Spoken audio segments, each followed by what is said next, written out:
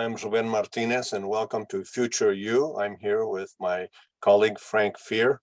I think this is our 7th year that we've been doing this, and it's all about trying to understand how neoliberalism has been impacting public higher education, not only to understand how it's been doing that, but also to find ways by which faculty and students can reclaim their rightful role in shared governance and in the direction that our institutions are going. Today, we have Professor Adrian Lenardic, who is from Rice University. But before I introduce him, I want to also say that we have a couple of colleagues who are going to be making comments after he makes his presentation.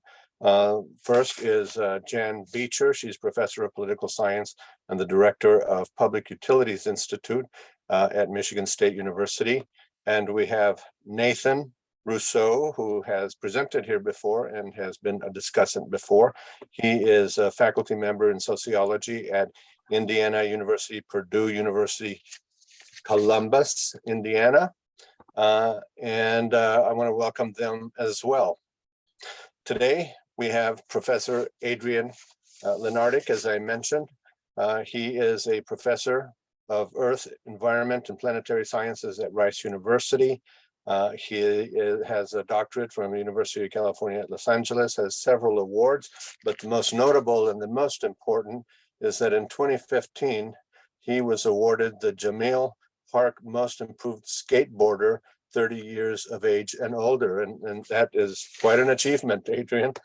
He's going to speak today on humility in the age of attention, and that has to do with the shift in faculty culture from intellectual humility to what he and others call the humble brag. Professor Lenardic? Thank you. So let's start our thinking at actually the end of my title. This is from an article written by Michael Goldhaber in 1997. Michael Goldhaber has been referred to as the Cassandra of the internet. And what he argued was that in an ever more interconnected world, that the currency would not be money anymore, that the currency would become attention. And he noticed that this could actually lead to radical shifts in value. 2 examples here: importance of stars. The other one that I actually do want to come back to is that this could lead us as humans to actually do things that devalue other humans, that is, to shortchange them. How does this play into universities? So Goldhaber's projections actually have proved prophetic for society and economy. We hear talk about the attention economy, and indeed, I would argue that attention has become a market force. For universities, I don't need to tell this group that universities have gone more toward business models and they've started to actually follow market forces. So what does that mean? If attention is now a market force, and if universities are following the market, they will actually slide naturally into what I will call attention games. Now, this little observation from my colleagues and myself, and let me say, by the way, that I consider myself an in-the-trenches academic, an in-the-trenches scientist. So it made some observations less perplexing if they still don't make sense. Here's one. If market forces are now determining university direction, and the market has become a market of attention, attention is now seen as a commodity, then some perplexing observations are less so. The particular one is this one, that when I started, universities talked about societal missions, university missions, and more so we saw that they've shifted toward issues of branding and rebranding. The other thing we noticed, and this is where the personal thing comes in and what got me thinking about this, is an increasing pressure on ourselves to actually play these attention games, to actually go into the branding game, to have some personal branding, to gain our own attention. And I'm not making this up. We started to see more and more things coming to us to get our science research the attention it deserves. And I'm a scientist, so I might speak more on the science side. Another direct quote, which we found perplexing. We started getting emails that said this: "Dear faculty, staff, and students, it's time to brag about yourselves." And we started to wonder what was going on here. Universities do promote themselves. One of the ways they've started to promote themselves is to advertise the accomplishments of those who work at the university. They now have more so paid staff to do this. Mid-management levels have gone up. If we ask ourselves what's the goal here, it is institutional marketing. The goal is to maximize some level academic profit, which used to be rankings and funding, but now in the attention economy, it's also attention. This need to brag, this seemed very new to us. Bragging, let's be honest, it comes easier for some people than others. I'm not being judgy in any way, shape, or form here. That's just the truth. These calls seem to, in our opinion, not respect some cultural differences. Different cultures have different views on bragging. But if they're now being pushed as a career requirement at some level, you have to gain the attention, so the university does. People will find a way to square that circle. How do you brag without sounding like a braggart? That realization made us also realize that some things we found kind of perplexing maybe weren't less so. A lot of people decided to try to wrap this in some humility.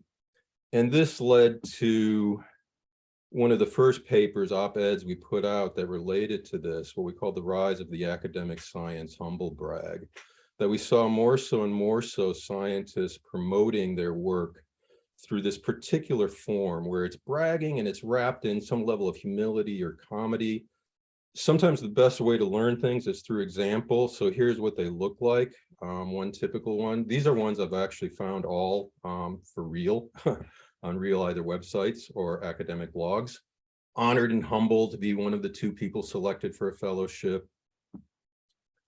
Cheers for being awarded this or that. And a kind of meta level one that I want to keep our thinking in mind here. Don't like social media, it's bad, but if I don't get my results out in real time, the true subject won't get there. Sometimes this is couched as bragging for the public good, but let's keep that in mind and I'll let you decide if you think that's true or not. This can lead to, and we note this, some things that are paradoxical, maybe comical, and I'll thank Jerome Rivetz here, who's a philosopher who pointed out some of the paradoxes here, that it leads to something akin to the liar's paradox, where you say the claim that I am sincere is made sincerely. For those of you who recall the Peanuts cartoon, Linus waiting in the pumpkin patch, having to prove he is the most humble with the most humble patch to be rewarded by the great pumpkin. Now, that's comedy, it's paradox, but let's go to the heart of the matter here. What is the real problem? Why not promote yourself? Why not work to get attention? Why not get your science the attention it deserves? That is, what's wrong with some hardcore self-interest and attention in research science? Phrased quite simply, what's the harm? Well, I would argue there is harm. And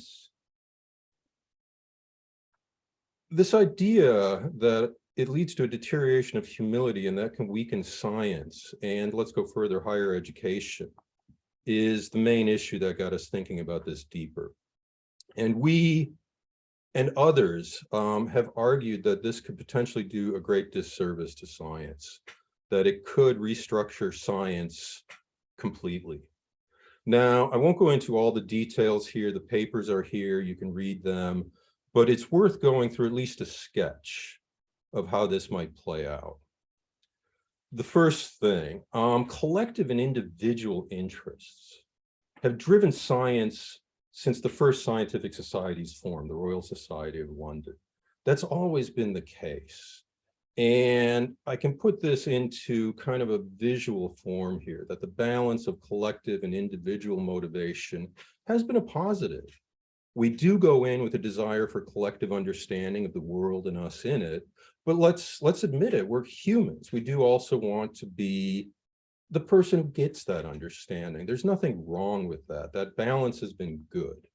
The shift toward the attention economy in science and in academia, I and others would argue, is actually shifting that balance. And it's a worry about the loss of that balance that's got us thinking more about this, and hopefully down the road in our discussion, thinking about ways where we might be able to restore that balance. What does this lead to? One of the things it leads to is what I'm going to call a Towers of Babel problem.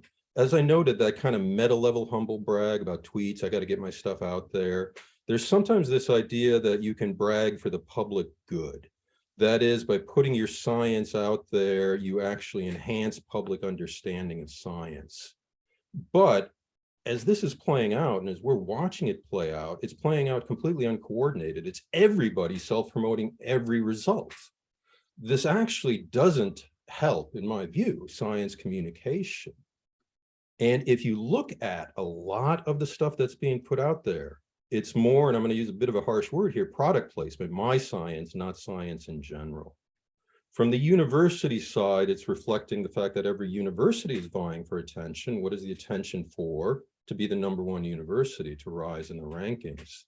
This can lead to a potentially unhealthy homogenization within the universities. And we'll see later, it's actually feeding into some unattainable goals and unattainable goals.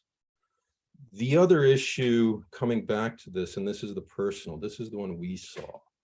We get this more and more. How can we rise in the rankings if your research isn't getting the attention? So it's now your obligation to get that attention. We're not the first people to notice that what is happening is that this is turning academics into something of a rat race. I've chosen just one article that I think it's worth reading, The Academic Rat Race, Dilemmas and Problems in the Structure of Academics, this hyper competition. Now, what's the downside? Landis and others have noted this, and we do as well. It's actually keeping a potentially powerful talent pool from wanting to enter academics at all. They're not interested in this. That's not what got them interested in scholarship. It's piling on job requirements, the things you do essentially for free. Now you're an entrepreneur of the self, growing list. You got to win the attention game.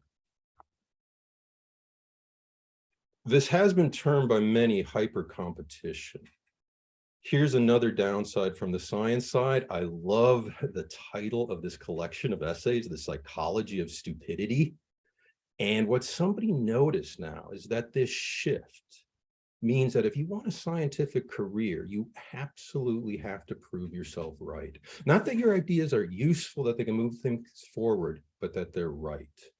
And in the attention world, this leads to a delirium, because the classic idea of you're right in science is decided by the data, it's decided by observations. You're right because you've come close to representing some underlying reality. That's not the only way to be right. You can also be right by convincing everybody you're right. If that's the goal, then a rise of hype, a downplay of alternate ideas, feeding into the attention game starts to make some sense. For me as a scientist, here's a worry. Many people have noticed this. What happens? Uncertainty doesn't sell. It doesn't gain attention, saying I'm uncertain about my results. You see a downplay of uncertainty in science results. Replication, what used to be the cornerstone of science, doesn't play out well. Humility doesn't gain attention. Acknowledging multiple working ideas, hypotheses, opens the door to your competition, so you tend to avoid that. All of these things feed into crises in science, multiple crises. This book by Stuart Ritchie is a nice one, Science Fictions, Fraud, Bias, Negligence, Hype, Undermining the Search for Truth, the true truth that scientists strive for. It's seen as a small cutting of corners, but if you cut enough small corners, the collective of science suffers. With apologies to Stuart, I've kind of tweaked this a little bit, tweaked his book to Science Frictions, tensions between attention and the core values of science. This comes right back to what Goldhaber was saying. This will lead to a shift in values. Novelty captures attention, repetition does not. The replication in crisis in science, I think, is reflected in this. Others have noted this. There are many essays on this. It leads to another type of a paradox. That is, some of the factors driving this crisis in science, the drive for attention beyond doubt, are actually now being presented as having economic value for your university and for you. The paradox here is the things that are seen as immediate value can actually devalue the entire process down the road. This is not without people having seen it coming. And once we saw it, we started doing a lot of retro research, a book by Jerome Rivetz, that the factors driving this crisis, seen as economic value, could be causing a structural shift in the way science operates. And what Jerome noted, and he noted this in terms of these German words, and I've tried to give some very straightforward explanations here, that science will move from Gemeinschaft, which is more community driven, everybody kind of working together, into what is called Gesellschaft, more individually driven. The individuals have to be the ones who come up with the results. And what Jerome noted is what's going to happen with that, and we've seen it happening. Again, I don't need to tell this audience that the worth of individuals is now going to be quantified through metrics. And the new metrics now is how much attention you are gaining, because attention is the commodity. What is the worry here? Some of you know that science is called self-correcting. It is, it can be, it's a beauty of science. These self-corrections work on a relatively long time scale. They're community driven, everybody checking results. Hype, attention, those work on ever increasing fast time scales. They can overwhelm the potential to self-correct. Advertising and hype and economic value have been put together often. This might sound like a surprising statement, but I'm going to say advertising isn't the problem here. It's bad advertising. The people who I actually respect, who think a lot about advertising and who think about the role of advertising in society, have thought about ethical advertising, and they think very hard about the long game. The attention game is a short-term game. I would argue what's happening is we're gambling that against a long-term ruin. And that is a distrust in science progressively and academia. That could shut down all value. And let me be blunt, what good marketing firm would be so stupid? To me, I think this is being underappreciated, the long game.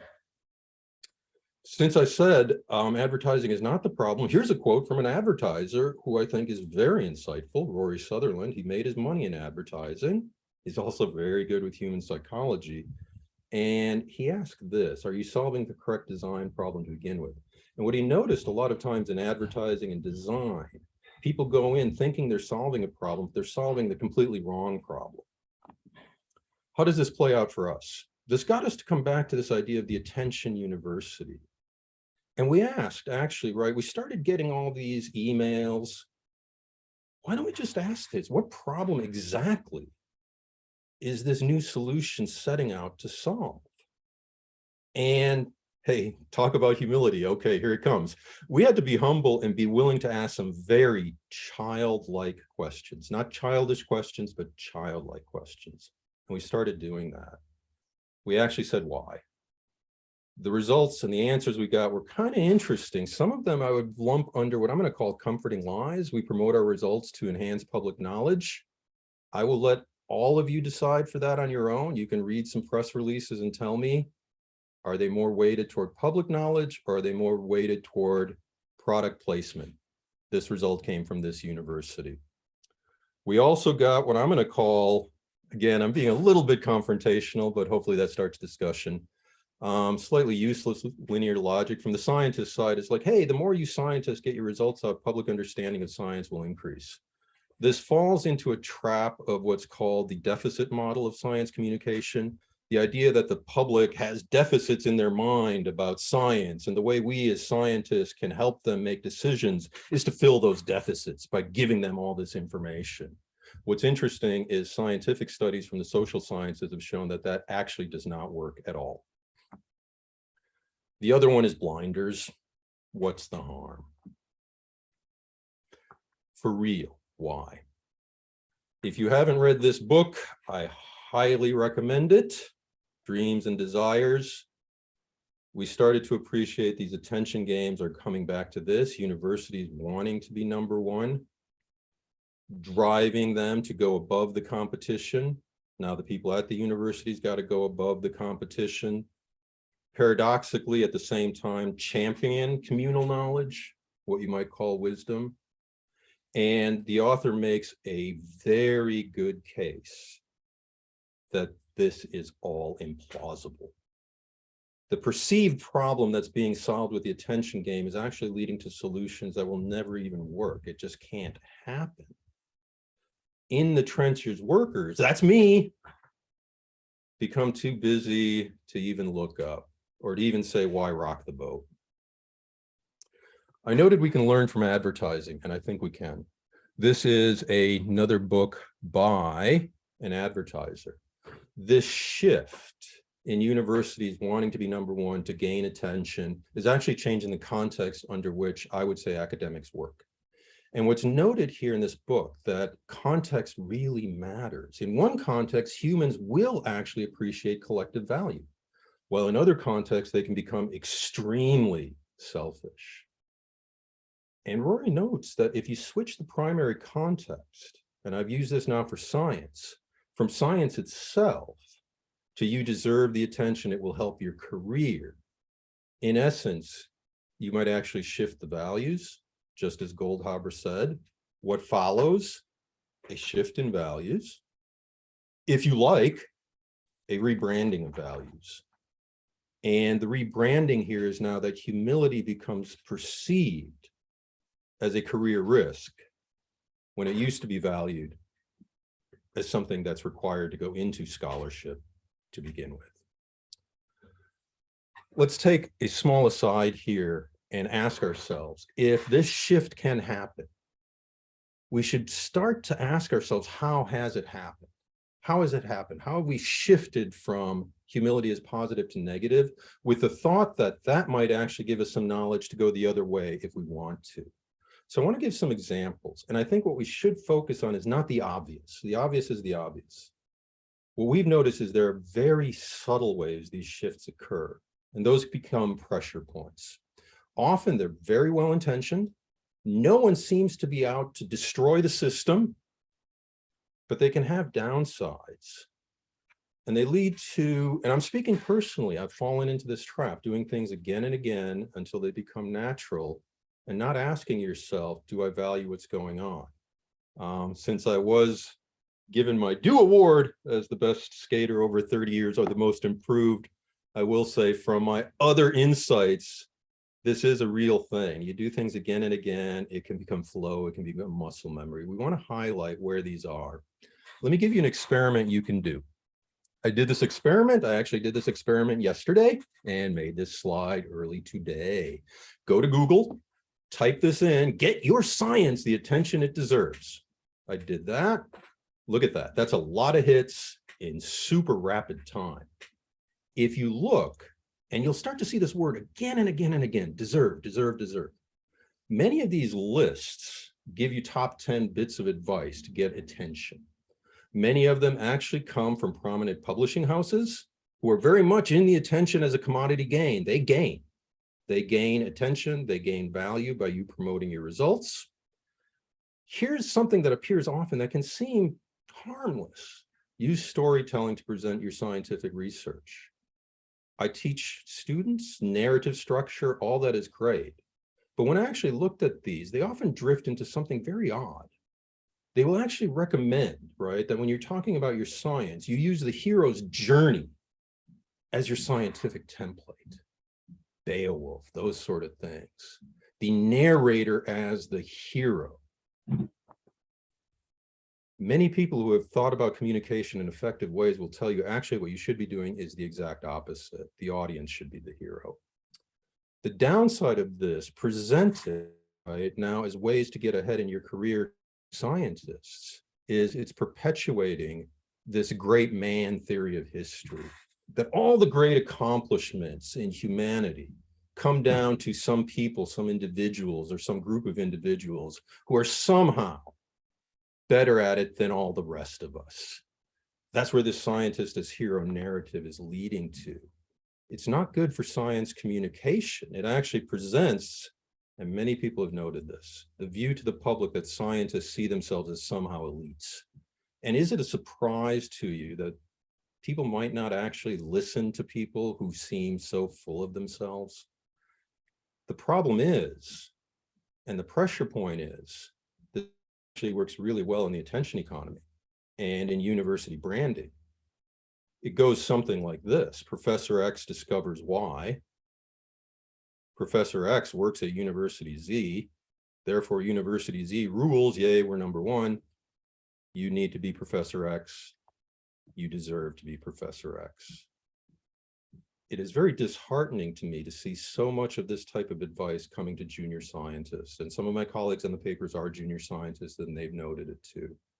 Back to this word deserve again and again. You deserve it. It ain't bragging if it's true. You deserve it. To say you deserve it is one step away from saying you are entitled to it. You deserve it. You're entitled to it. Another book I quite like, I quite recommend. You deserve it. A short book, a deep book, a funny book in the definition of an asshole, an entrenched sense of entitlement.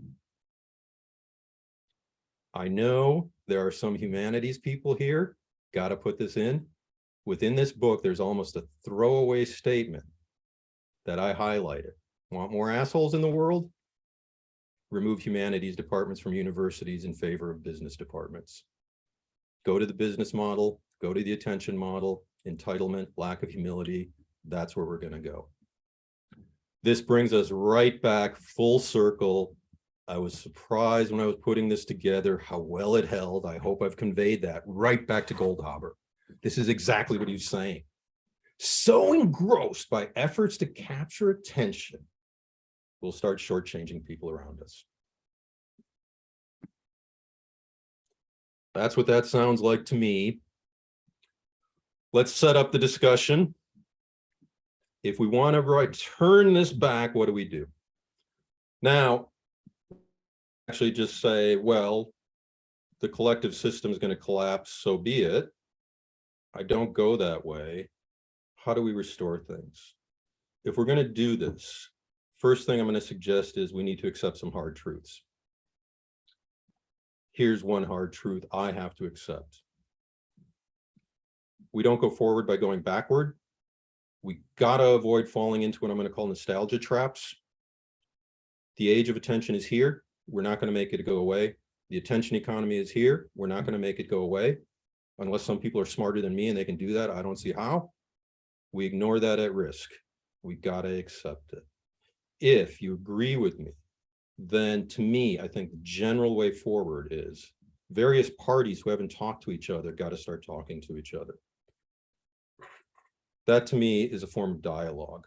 Dialogue is not conversation. Dialogue is not debate. David Baum, a scientist who I quite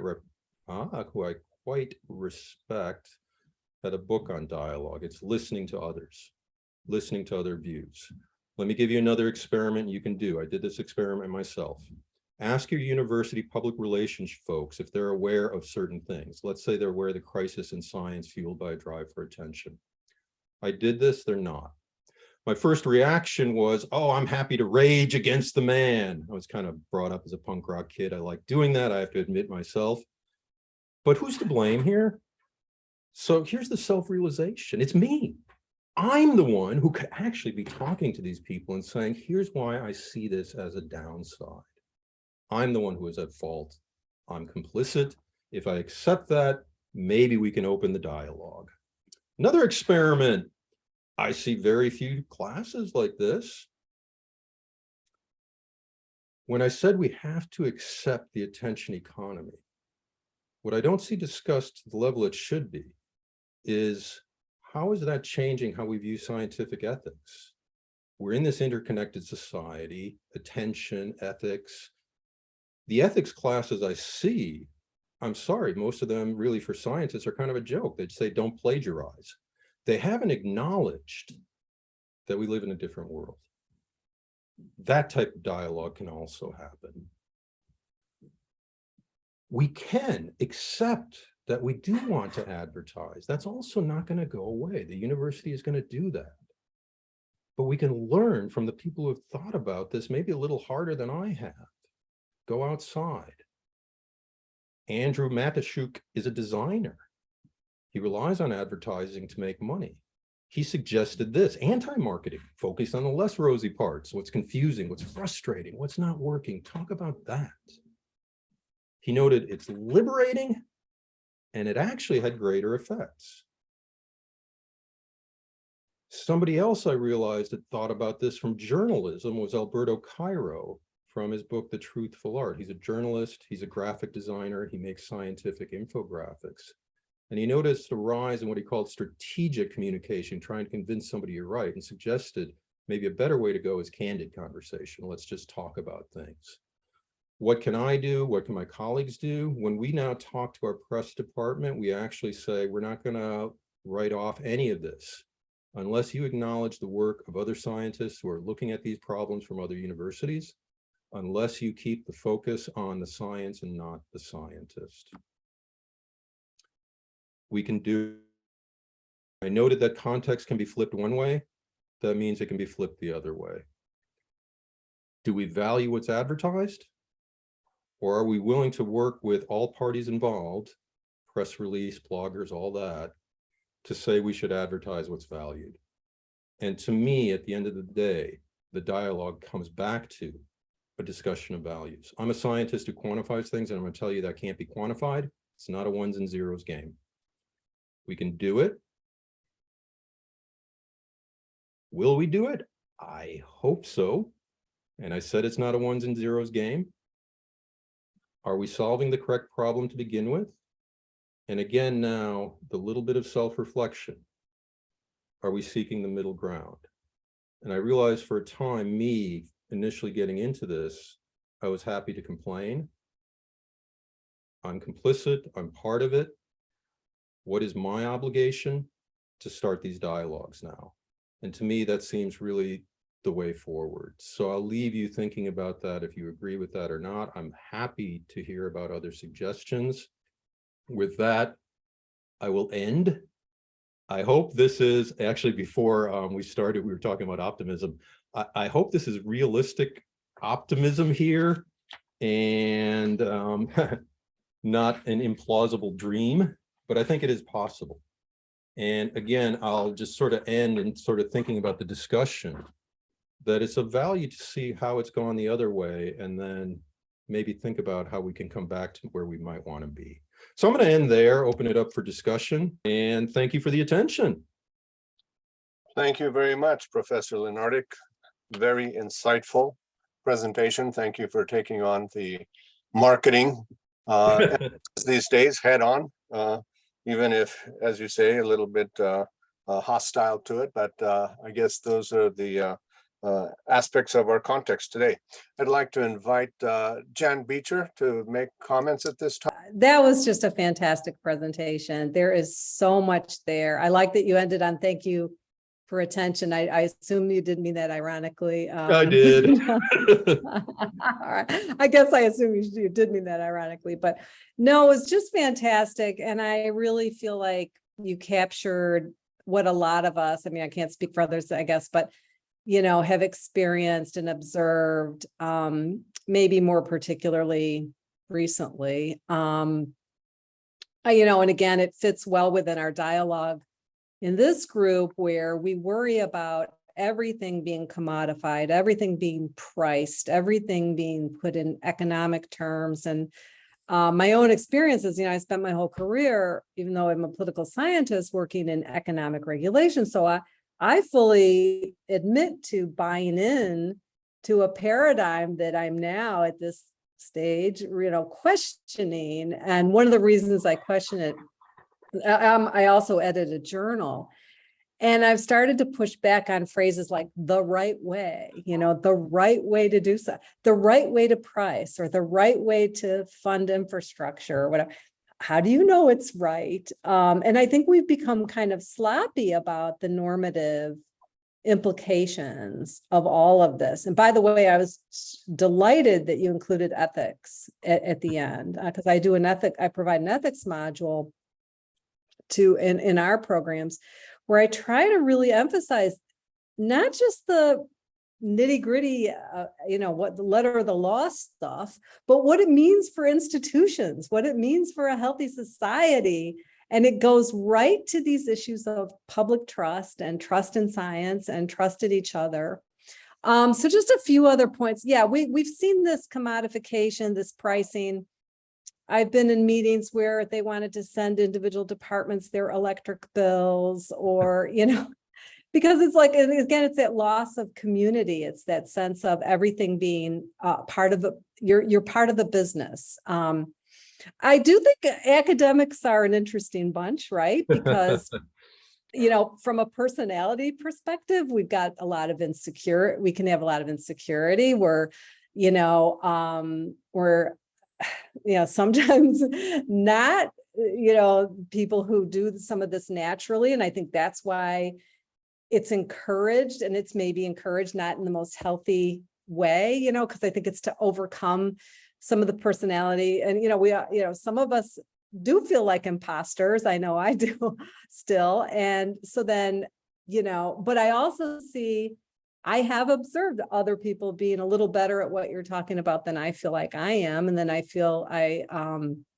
and then that just makes you feel worse and worse. And so there's sort of these self-fulfilling or vicious cycles, right? Is that what you're saying too? I mean, and I think maybe it's easier in a way to say, oh, I'll just do this humble bragging stuff. That's a lot easier than what you're talking about in terms of genuine engagement. Let's see. So some of the implications, as I was listening to you talk, I was thinking about, fad research, right? And agenda setting, right? So you're going to be more attracted to projects that fit well with this. So that then we're researching topics that we think have the best chance of getting attention. And I hate to say it, but I know of one fairly dramatic example that's close to home. I won't name any details, where a piece of really bad research caught so many great headlines that it was perpetuated and cited. And despite the fact that I and others pointed out, fairly major flaw in this research, but it was so popular and it made such a great headline that there was no looking back.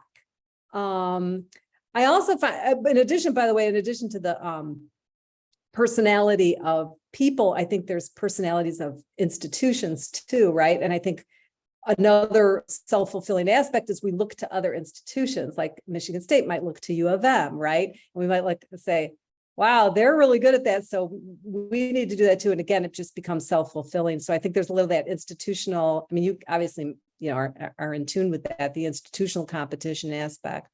Let's see. So again, and I think researchers, you run the risk of, and I see this in some of the authors that I've worked with, you believe the hype, and then you ignore the limitations, so it can be very distorting.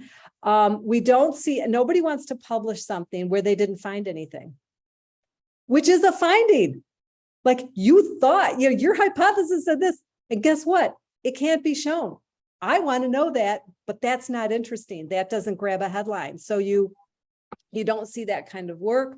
You see, too little attention to recognizing the natural and normal limitations of research, and the need, that's the way we progress is to continued research. And then again, this institutional weakening of institutions, because it does eventually catch up with us. I'm convinced, and I think it's part of the whole horrible conundrum we're in now, in that sense of public trust. So anyhow, I just appreciate what you said. I think one pragmatic thing, you raised so many great ideas, but simply starting a genuine ethics across disciplines. I think would be a genuine ethics dialogue and training could be a really natural step in the right direction that we could help promote. But anyhow, thank you so much. Very enriching presentation. Oh, cool. Thank you so much for your comments. I'll just say just a couple of things. I don't want to dominate. Your last point is kind of interesting. I tell my students all the time in science classes, introductory 100 level classes, knowing what the answer is not is knowledge. And I worry we're losing that. And that's really a shame. And that's that logical delirium, right? Where if it's not right, it's of no value. That's not how history is played out. The aspect of imposter syndrome, too, one of the things that got us to write the Humble Brag article, which is actually very tongue-in-cheek, but I will tell you about some realities. And the first reference in there is actually about increased depression amongst postdocs, increased depression amongst assistant professors, all driven by some level of imposter syndrome, right? And that is a serious issue.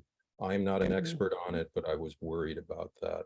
Last thing, in terms of academics being odd people, I might actually push it and say creatives are odd people. And I say creatives are odd people because I have friends who work as creatives in advertising firms, and they will feel a tension between the business side in the advertising firm and the creative side. So it's kind of interesting in that way. And I've now actually kind of tipped my hat a little bit, and I don't think I'm biased here, but I started my career as an art major and I was directed toward commercial art.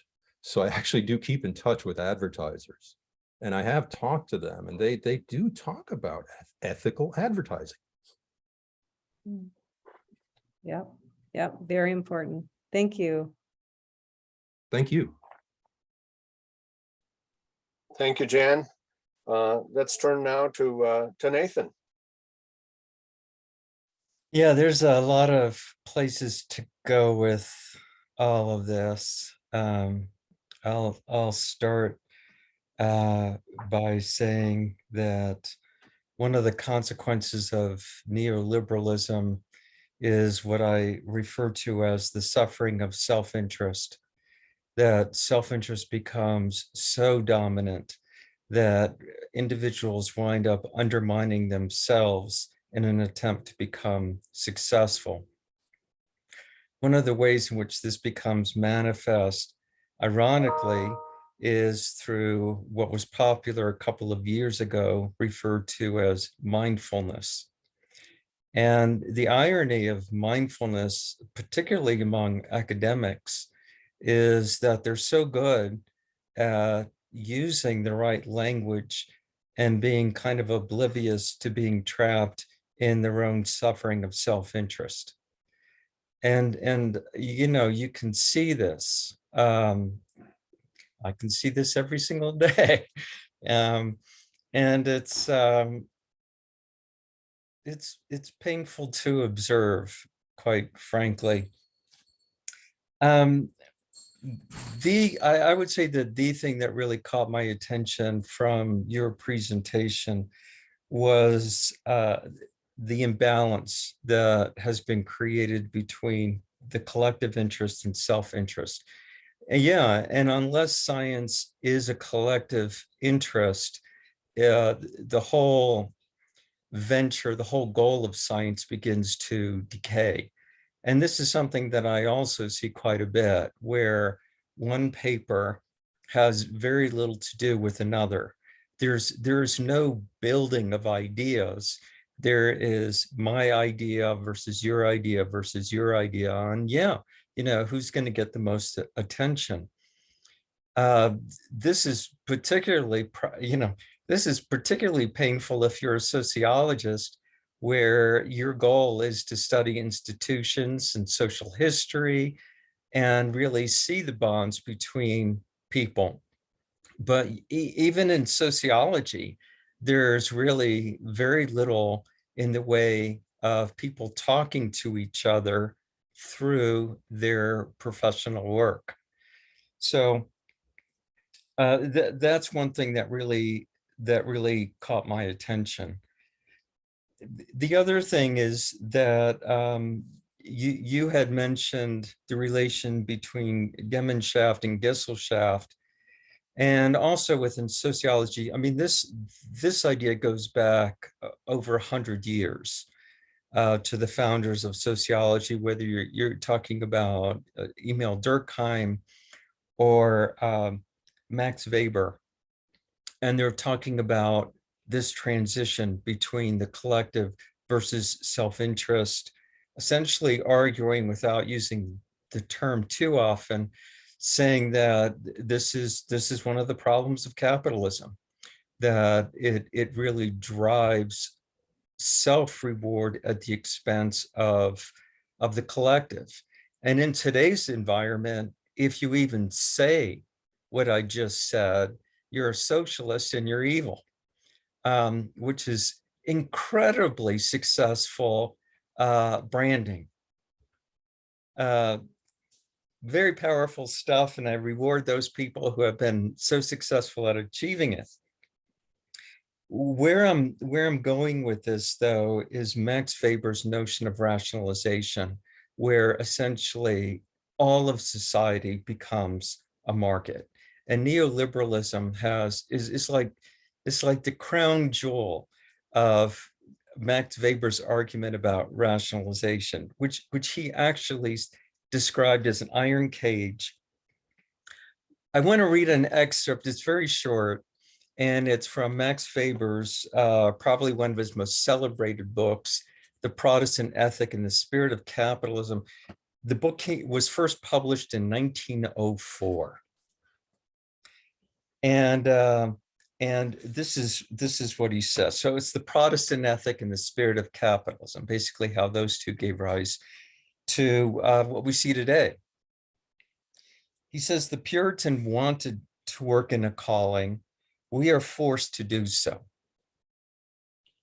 This order is now bound to the technical and economic conditions of machine production, which today determine the lives of all the individuals who are born into this mechanism. In the field of its highest development in the United States, the pursuit of wealth, stripped of its religious and ethical meaning, tends to become associated with purely mundane passions, which often actually give it the character of sport. No one knows who will live in this cage in the future. Well, it's us.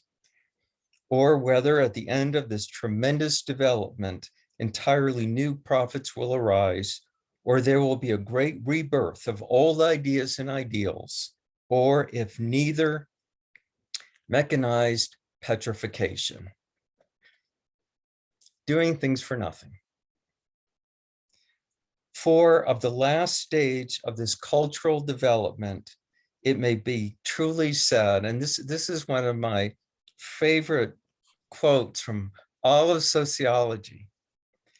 He says, specialists without spirit, centralists without heart. This is what he says we get. And I think about this, and I have thought about this a lot. Specialists without spirit. Now, if you translate that from German, what you get is bureaucrats without mind. Bureaucrats without mind. And if you translate centralists without heart, what you get is materialists or consumers without compassion. And so what we have, thanks to neoliberalism and the drive for individual achievement, are a series of bureaucrats without mind. They're very good at doing data analysis without really looking at why it's being done and whether its end result is actually productive or not. And you have materialists or consumers without compassion. What counts is give me the money and let's not look at you as a human being. You are an extension of the cash. Can this be changed? I've said this many, many times, which is that we live in a time where these processes hold dominance. They don't always. They have in the past, and then they eventually collapse and give rise to something else. And it's just unfortunate that it's unfortunate that us who are here right now, and there are many others out there, are living at a time where people are generally too afraid to really express their concerns against the forces that currently dominate our lives. People's lives are too precarious for them to speak out. And I also see that every day, and it's very unfortunate. Wow. Just wow. So I'm getting that book right away. A few things. I mean, the end, the precarious. This is kind of interesting. This is something we worried about too, that now in these attention games, people feel that their career depends on something, right? So it is that sort of thing. If I don't do this, I'm done. The character of sport, that one's interesting too, because I've said this sometimes in public, that do we really want to turn science into a competitive sport? Don't get me wrong, I love sports, right? I participate in sports, but is that where you want science to go? That's not original. I've heard others people say it. I forget where I first heard the quote, but it's interesting to hear Max Weber say that in 1904. Good people in sports know you don't want to kill the game, right? That's not what you do, right? The other thing that hit me that I jotted down is, I forget exactly how he phrased this, but this idea that you wanted to do the work versus now you're forced to do the work. And this is what we noticed originally, even with the humble brag, which again is tongue in cheek. When I talk to my junior colleagues, it's like, are you comfortable doing this? And they're like, no, I don't want to do this. I feel I have to do this. And that's unfortunate, right? And that's really when, you know, when you said you feel painful about some of these observations, I do too. And the pain is not just for me. Let me be honest, right? I'm a tenured professor. I'm good, right? That's it. It's actually what I see with postdocs and the junior colleagues, and this idea of self-suffering, right? So Buddhist philosophy will say, right, we create our own suffering. Now there are just more ways put on people to create their own suffering, and that's not a value in any way I see it. So wow, I've been doing a lot of as retro homework on sociology, so I'm glad to see the Max Weber and, you know, Jerome and these sort of things. And maybe that's something encouraging, right? That we all have to see the value in the collective discussions. So thanks a lot. That was, man, I jotted a lot down. Thank you, Nathan. Very, very important points that you raised, and thank you, Adrian, for the conversation. I appreciate some of the points that you made. Well, actually all the points, but some of that, you know, come to mind have to do with the fact that metrics are underlying a lot of these humble brags. You know, it's institutionalized now, and as you said, it's a rat race, and the faculty, particularly the young faculty, are entering an environment in which they have their noses to the grindstone so closely that they can't see the big picture. And I often raise the concern that the senior faculty need to be talking more about these issues so that they don't come to just accept the fact that this is the way that the university always was.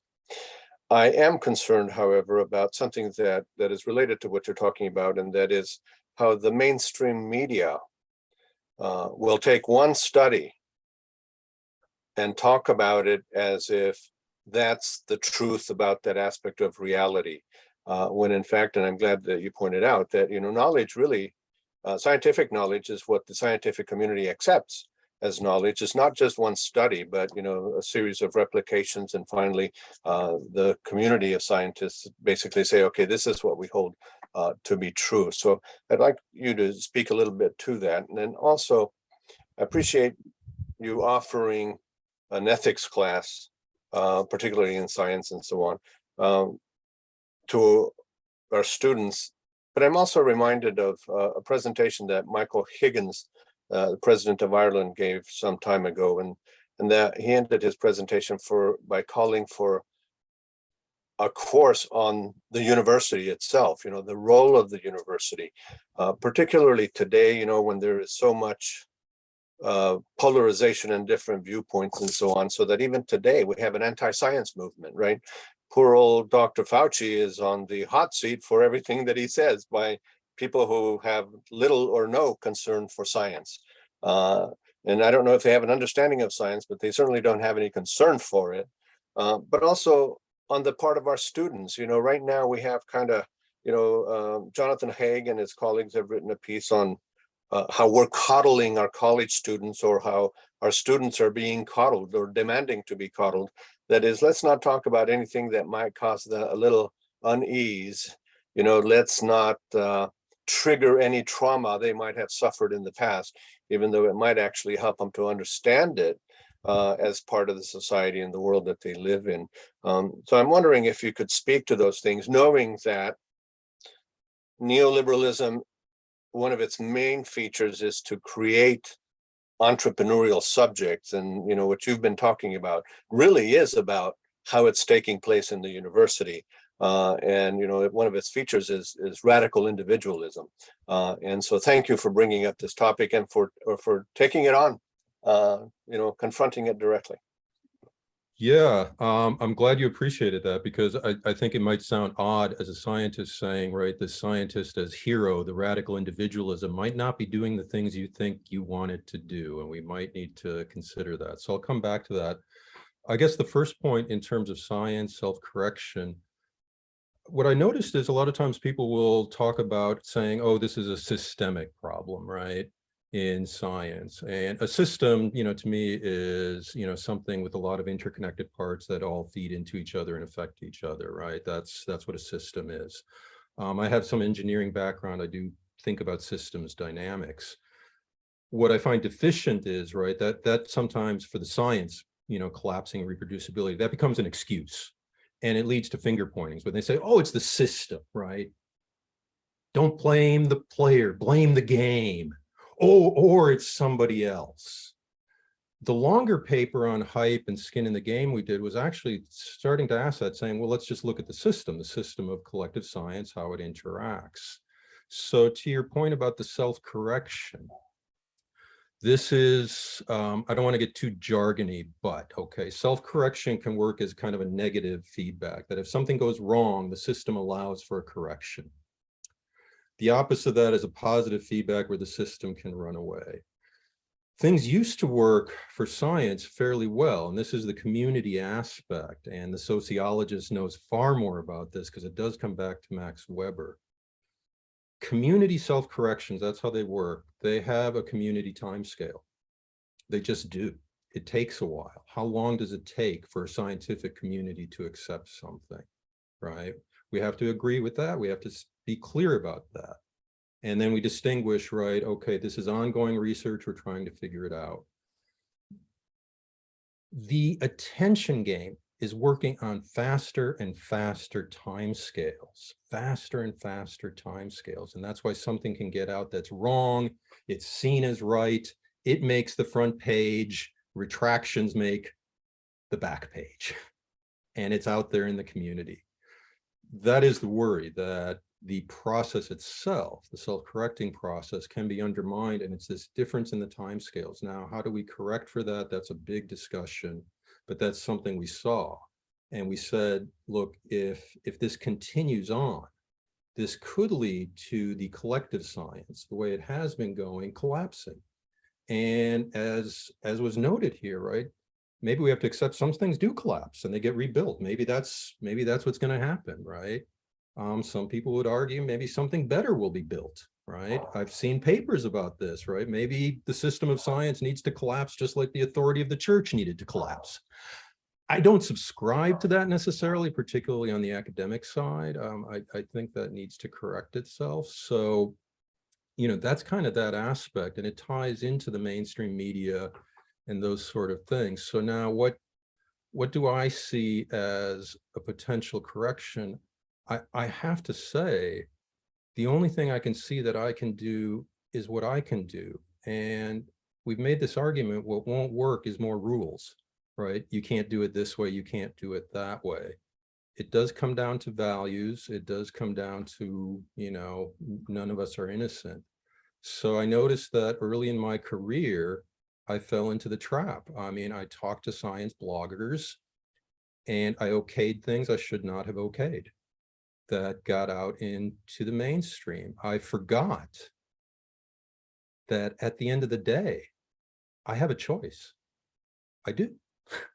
Right. And it's unfortunate that young faculty are made to feel they have no choice if they want their career to thrive. And I 100% agree with you.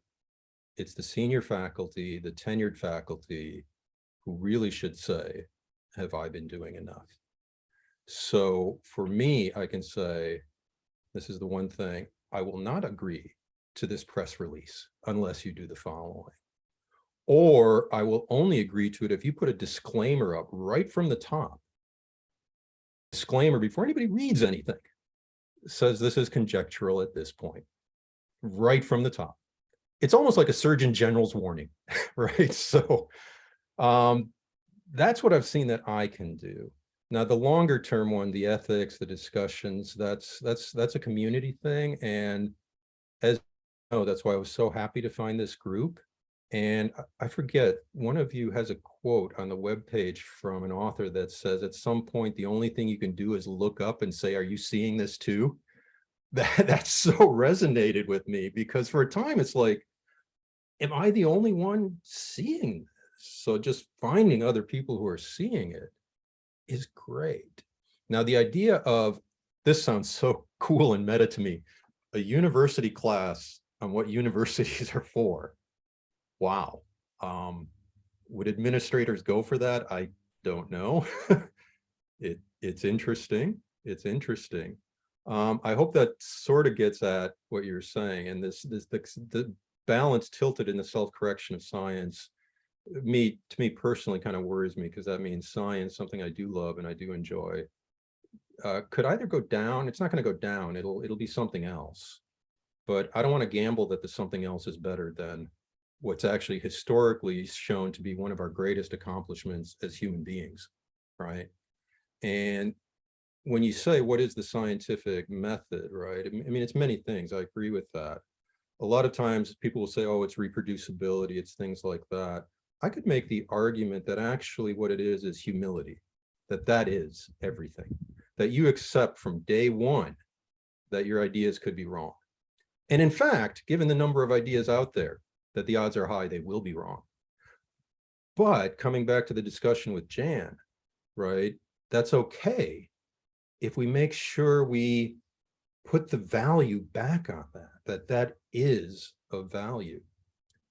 Now, this could get into a long discussion about the role of academic publishing houses who don't see that as value, but we might want to actually think about that pressure point too. I'll leave that for discussion. Okay, thank you very much. I'd like to invite Frank if he has any comments he'd like to make at this point, and then invite both Jan and Nathan to join us back in the conversation. Frank?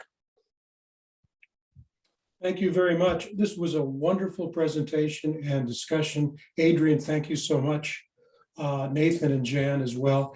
I don't view this as just another presentation on just another topic. But Adrian's talking about, and what Nathan and Jan and Ruben have responded to, is driving the system.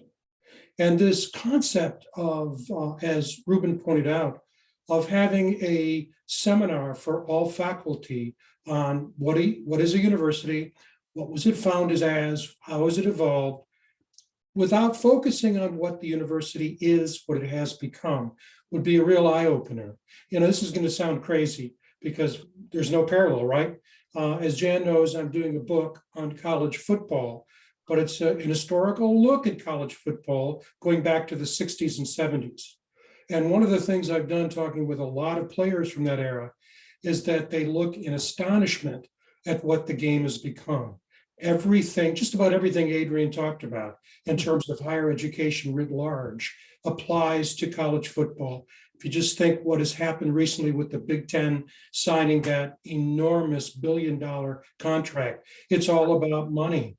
And so, and it feeds on itself. It's just the only way you can compete is to try to outdo your competitor, and it just feeds on itself. And I was thinking as you're talking, what it would be to have an organization like the NCAA, never happen, give a seminar to incoming college football coaches about the history of college football, what it was designed to be, what it was, and then what it is today. I think about the act of the president of the University of Chicago, who was so upset in the 1930s about the direction of the game, he ordered that the stadium be torn down, which, by the way, gave Michigan State an opportunity to come into the Big Ten because Chicago exited the Big Ten. So this is not just one thing that we're talking about. It is the thing, and it's getting worse and worse and worse. Thank you, Frank. Appreciate that. Hey, are you willing to take pre-readers of your book? Well, it's the last chapter, I think, that will have most relevance if you juxtapose the first chapter and the last chapter, because it's very focused on one university. But yeah, I'd be happy to share it. I'm Josh, and I'll pay the full price. I definitely want to read it. Boy, you'd pay $2.40?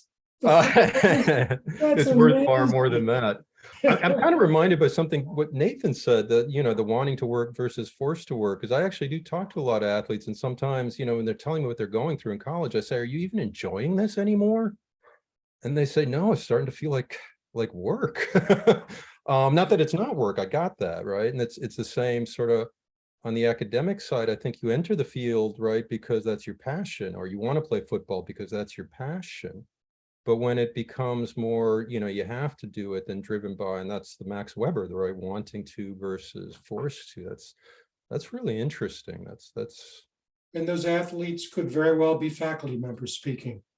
Yeah, that's what I was just thinking. The thing is that this is so widespread. I mean, Nathan has framed this so well in his writing and speaking, and the quotes from Weber's book. This shows you how embedded this is. Those interpretations and the translation from German that you read, Nathan, it's just, it takes your breath away because of its veracity. And that's what we have, soulless bureaucrats. When we think about what's happening, and this, when you think about who's leading higher education these days, and you think about what you said, Adrian, when you introduced yourself, you're a working stiff. You're a person who's in the trenches. Well, think about who's leading our universities, who's serving as our athletic directors, who are serving as those who are making major decisions about the direction of our institutions. For the most part, they are not working stiffs in the environment in which they're overseeing. Going back to athletics, the last 2 or 3 appointments by major conferences to be conference overseers, those people are responsible for working with the presidents to make decisions about major athletics. They're coming from the entertainment industry. And when I juxtapose that to what happened years ago, these were people who were working stiffs in athletics who then took responsible positions to oversee athletics, players, then coaches, then athletic directors. Those days are gone. And so it's the attention syndrome that you're talking about, Adrian, that's so critical, because that's what's driving it. It is entertainment. And so the gap between what higher education is supposed to be and what higher education is gets wider and wider, because we're in an era of mission subversion that is bordering on mission corruption. And it's just the way it is. And so the more people we have, like the 4 of you, the 5 of you, 4 of you actually, I'll not include myself, talking about this and bringing it greater awareness, that's what we have to have, and then take action. No, interesting. And I'm reminded of another subversion, but this is a long discussion. I'll just leave it out there. What's also been taken over is academic publishing, which used to be run by academics, and it dominantly is not anymore. Yeah, and the impact it's having is it's also, I mean, it's changing the language of science itself. It's terrible. It's really terrible. The one of the comments, and I think Frank made it, is the significance of I'm going to call it magical thinking today, and how important magical thinking has become. Because the powers that be have done such a great job of connecting drudgery with freedom. And so you have people, again, who are living precarious lives, yet calling themselves free. And it's a connection that was created for them, which many people have embraced, whether they acknowledge it or not. It's their lives. And magical thinking is a way to make the whole thing easier. But this is something that like neoliberalism in education, this is something that people do not want to talk about. It is just too close to home, too uncomfortable. But nothing is going to change unless we face what's in front of us. Thank you, Nathan. Jan, give you an opportunity.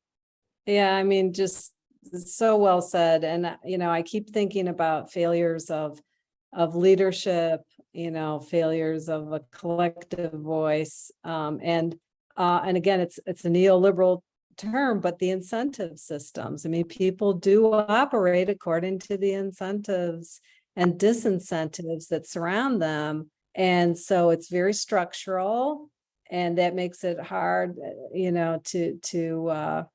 hard to oppose and hard to reform. But I do keep thinking, yeah, it is when you talk to people, I mean, not just among this small group, but when you talk to people, there is awareness, there is concern, but yet how do we capture that and engage engage positively with each other and actually, I mean, I was thinking about connecting those dots, this idea of having these conversations. I know when I first started graduate school, which was 100 years ago, we had a philosophy of science course that was really an eye-opener to me. I mean, I had never, been exposed to that literature, those ideas, or it was, and I think this is, I think that's, we kind of have to recapture that, but then again, talk about the role of the universities and society. And there is a movement in our field now on being more proactive within the university on society's most pressing social problems, climate change and equity and so on. And how do we do that? So there's a logical connection there. And I think that is something people care about. But I think it's going to take leadership. And so if we can't get current leaders to do it, then we've got to train the next generation and embolden them to continue the dialogue and grow into positions and get their tenure, and then engage cross institutionally to see what they can do. Right. I mean, maybe it's probably a generational problem, but I just agree. I just think that it's so difficult to overcome both the inertia and people's current exhaustion, but also just those institutional and economic and other pressures that people feel today. It's very, very, very challenging. Great comments. If I can just quickly, Nathan, the language of science, that's changing. We've noticed that. And words matter, not to get all Orwellian here, but they really do. And some people say these word shifts, oh, that's a minor thing. In my opinion, it's not. Yeah. It's not. It's kind of part and parcel with kind of shifts in thinking, changing attitudes. And that's what I, sort of tried to say, what I learned from psychology and advertising, that they call it changing context. And you do that, you change behavior. And that sort of comes to Jan's point too. People feel overwhelmed, saturated, right? You just fall into it. If I can try to end optimistically, unless we face it. So there are other people who fall into this that I notice in my university who are also in the trenches, just like I'm in the trenches. So what I can do is to actually start talking to people who in my university are paid to do the public relations, advertising, attention, and talk to them. And what Jan said, it's not easy. It is actually hard. Starting those dialogues, a lot of times people will feel, unless I've noticed this myself, unless I'm careful, that I'm being confrontational when I don't mean to be confrontational. When I actually do want the honest discussion, where I respect you have a job to do, I got that. How can we do this together in a way that benefits both? And, you know, all I can say is it's hard, it's not easy. And I can understand why a junior colleague, right, who's got, you all know how much the list goes down as to what you're supposed to be doing, is going to have a very hard time with that. I guess I'm, you know, trying to approach it grassroots and hope it works grassroots. Act locally. And can I add one little, you know, small point, but you just triggered the thought in my head, and that is, I worry about how all of this contributes to the further marginalization of the fixed term faculty and the precarious faculty, not just the non-tenured, but our institutions depend so much on this, you know, these essential contributors to teaching and service and research, but they're very affected by these institutional trends, and I think it makes it that much harder to recognize their value and promote them literally and in other ways in our community and recognize them. And I worry very much, I know firsthand, the implications of that, the system we have. Fully agree. And the worry is we're keeping a talent pool who has a lot to offer from even wanting to join in. I personally don't want to be at a university where everybody's an entrepreneur and everybody's quote unquote a leader. That sounds awful to me. Well, thank you. Thank each and every one of you for your comments today. Institutionalized branding and bragging. They have shaped faculty behavior, faculty culture, and shaping science itself. Hard to believe.